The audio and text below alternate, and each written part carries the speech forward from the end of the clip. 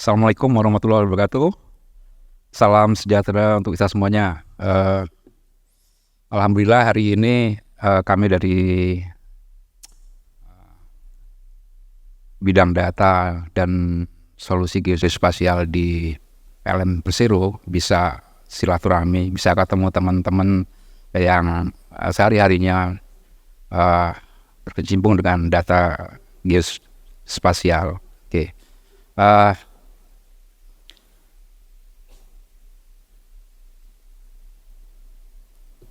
Di sesi kedua mungkin agak ngantuk siang ini ya. Kita agak santai aja. Mungkin materinya nggak usah berat-berat. Izin ya Pak.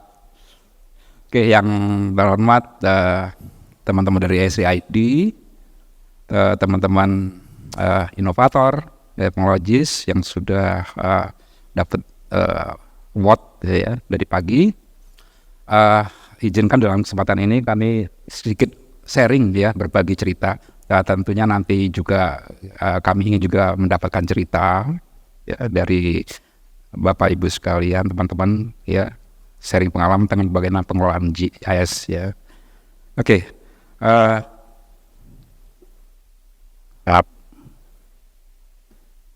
Mengenai entitas PLN sendiri ya, Bapak Ibu adalah pelanggan PLN, saya juga pelanggan PLN ya. Jadi pengalaman kita itu sama-sama pelanggan PLN. Nah, itu.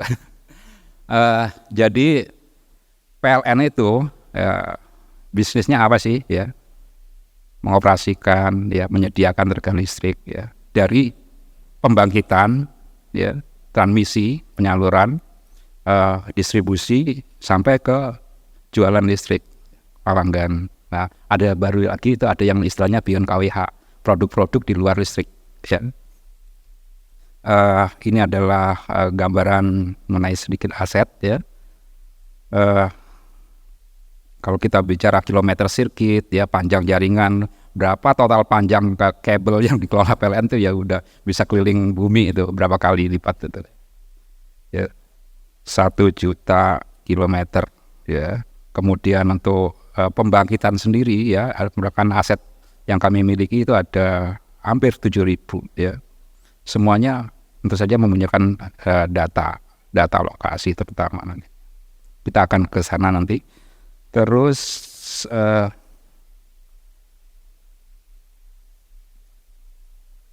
sejak tahun 2020 kemarin kita mulai melakukan transformasi digital ya.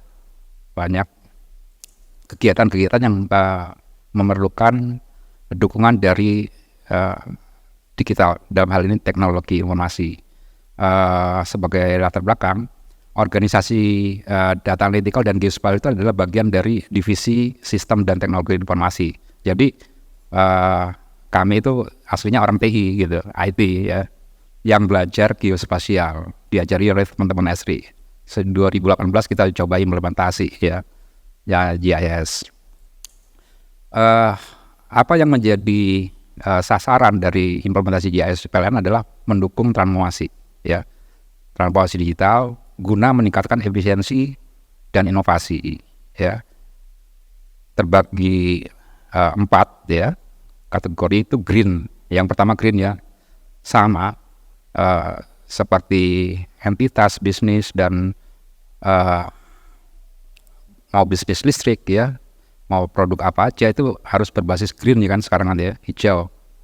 Tuntutan akan permintaan energi bersih itu meningkat ya. Itu menjadi bagian dari transformasi kami ya. Alhamdulillahnya di proses perencanaan kita sudah memuat hal-hal itu ya.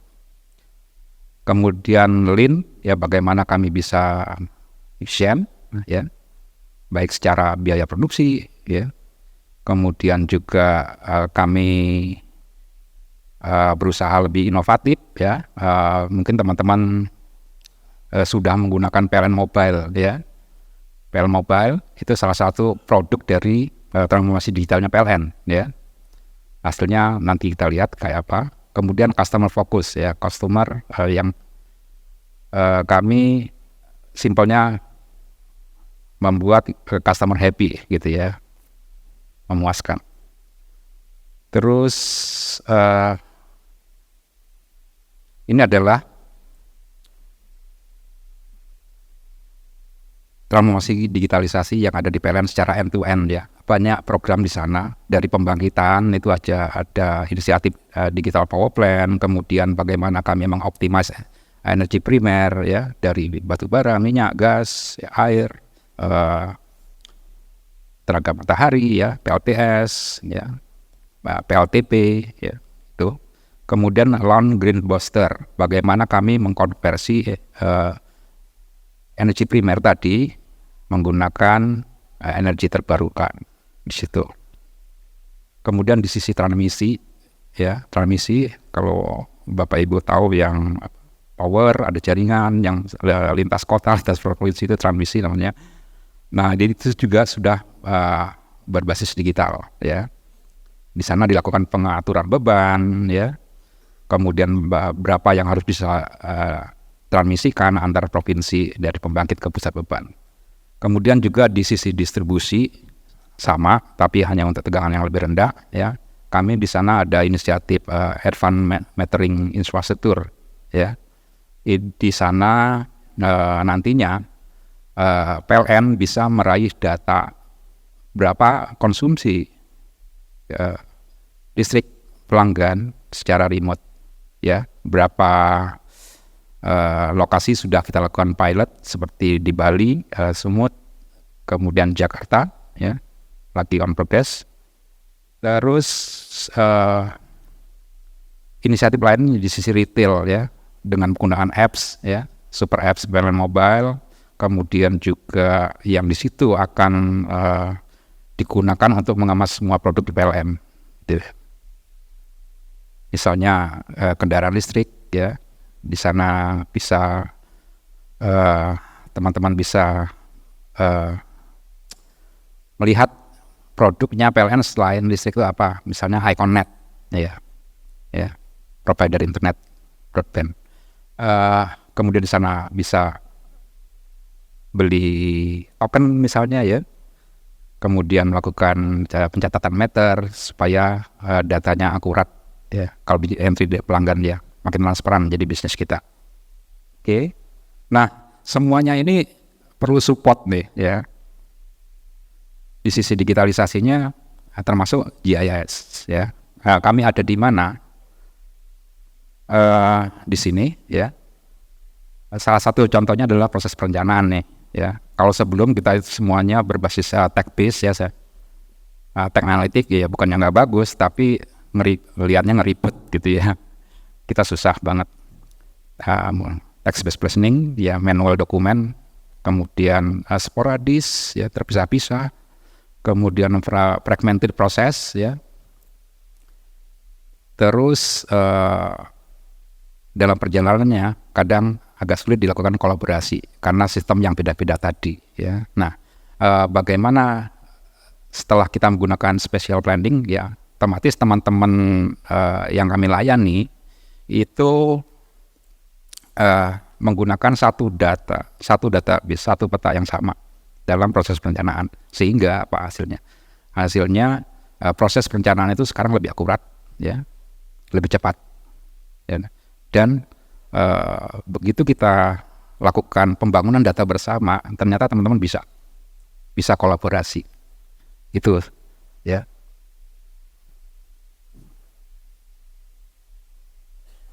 Ini berapa success story ya dengan transformasi digitalnya PLN ya.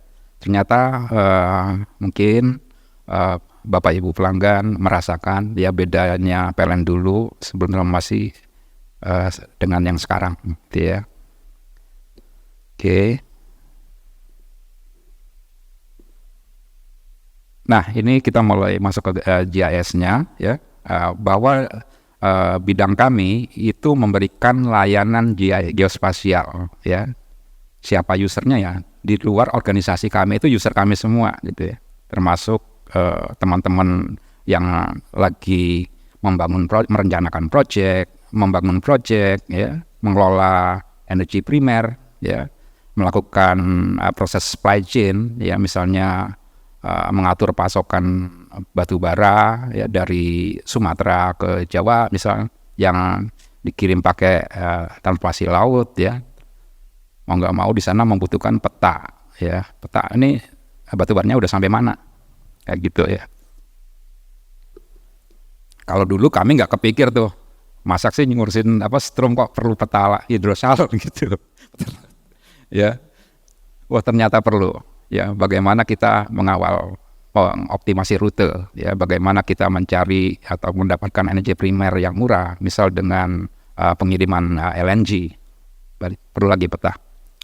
Kemudian terkait dengan isu lingkungan, kebencanaan, ya itu tetap kita buat ya untuk mendukung inisiatif green tadi, ya.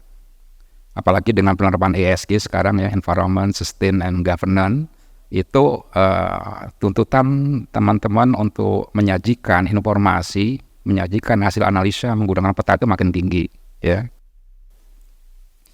Mungkin kalau waktunya cukup nanti saya coba showcase beberapa slide.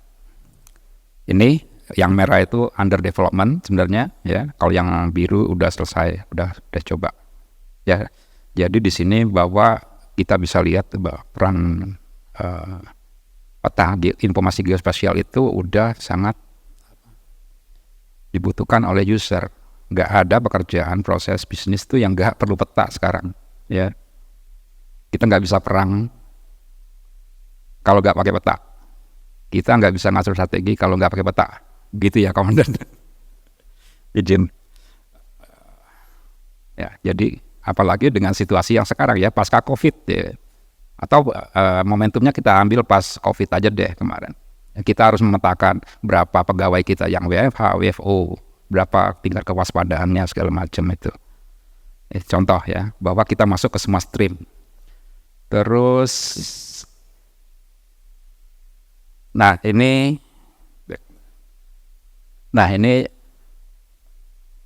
transformasi digital untuk JIS terkait dengan, kok nggak sama ya? Lihatnya gini aja. Nah ini terkait dengan dukungan JIS terhadap transformasi proses perencanaan, ya. Jadi bahwa kita melakukan optimasi jaringan, ya, berbasis data aset yang sudah dipetakan secara keroyokan sama-sama, ya, dalam suatu platform JIS Enterprise biasa. Kemudian kita bisa melakukan optimalisasi rute jaringan, misalnya dalam pembangunan, ya. Kemudian mencari lokasi yang paling optimal di mana. Kemudian dari situ kita bisa desain service area. Ya, ini semuanya dilakukan berbasis ArcGIS, ya. Tentunya dengan penambahan beberapa add-on yang sesuai dengan kebutuhan analitik kita. Di sini digunakan network analytic. Terus ini contohnya kalau dulu kita manual, ya, dan table banget, ya, take time. Di sini kita bisa lebih optimal dengan memberikan kapabilitas menggunakan peta ke para pengguna, ya. Ini contoh. Ini salah satu tampilan dengan list cost, ya, analisis menggunakan raster, ya, penentuan rute berdasarkan kriteria, multi kriteria, di mana kita dapat jalur yang efisien, kemudian secara cost juga demikian. Oke, kalau sebelumnya dulu kami tarik-tarik aja tuh, ya kan. Kalau sekarang sudah mempertimbangkan itu, yang sebelah kanan, ya, rutenya. Nah, ini untuk list desk juga gitu, ya. Kita bangun peta untuk mengcover sisa lokasi desa yang belum berlistrik dari PLN, itu ya.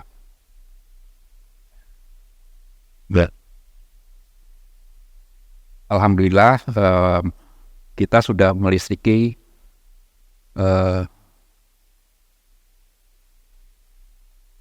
di sini, ya, program 2000 lokasi sih sebenarnya, ya. Oke.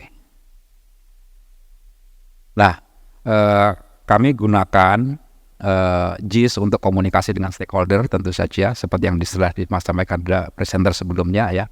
bahwa dengan bicara dengan menggunakan satu platform itu kita jadi enak ya.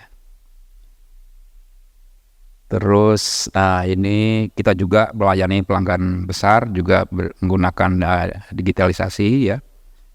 Secara plan ini event waktu Pak Dirut, Pak Darmawan Prasojo lagi melayani permintaan pelanggan konsumen tegangan tinggi ya. Jadi langsung aja kita challenge, Anda mau buat pabrik di mana, lokasinya di mana, setelah menunjukkan peta ya, baru kita langsung dilakukan secara optimal. Kita bisa langsung kapan listrik itu bisa kita offering di sana, di lokasi pelanggan.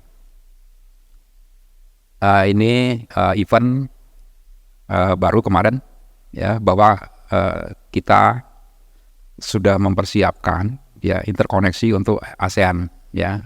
Gunanya untuk apa? Untuk melakukan enablement terhadap green energy ya. Green energy itu mayoritas kebanyakan di Sumatera di sini. Semuanya kita lakukan berbasis geospasial. Mungkin itu sementara dari kami. Nanti mungkin bisa dilanjutkan dengan diskusi.